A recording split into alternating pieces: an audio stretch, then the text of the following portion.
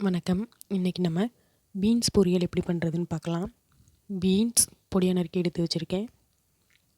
சீரகம், பூண்டு, மிளகாய், தேங்காய்ச்சில், உப்பு, கடுகு, இப்போ ஒரு மிக்ஸி ஜாரில் ஒரு பச்சை மிளகாய், உங்கள் காரத்துக்கு ஏற்ற மாதிரி மிளகாய் எடுத்துக்கோங்க.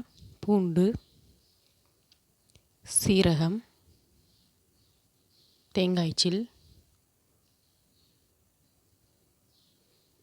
எல்லாத்தையும் போட்டு நல்லா கொரப்பாக அரைச்சி எடுத்து வச்சுக்கோங்க.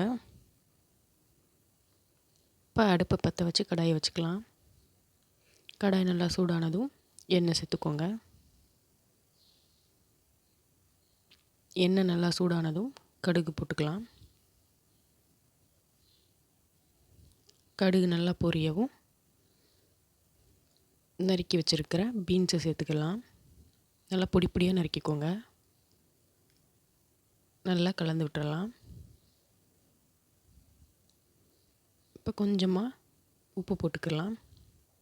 உப்பு போட்டு நல்லா வதக்கி விடுங்க. பீன்ஸ் நல்லா வேகட்டும். நல்லா வதக்கி விடுங்க. இப்போ நல்லா வெந்துருச்சு. இப்போ நம்ம அரைச்சி வச்சுருக்கிற தேங்காயை சேர்த்துடலாம்.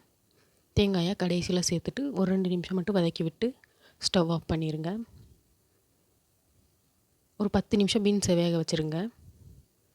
இப்போ தேங்காயை நல்லா சேர்த்து வதக்கி விட்டுட்டு ஸ்டவ்வை நம்ம ஆஃப் பண்ணிக்கலாம். சுவையான பீன்ஸ் பொரியல் நமக்கு தயாராகிடுச்சு. நல்ல மணமாக இருக்கும். நீங்களும் இதை உங்கள் வீட்டில் ட்ரை பண்ணி பார்த்துட்டு எப்படி இருக்குன்னு கமெண்ட் பண்ணுங்கள்.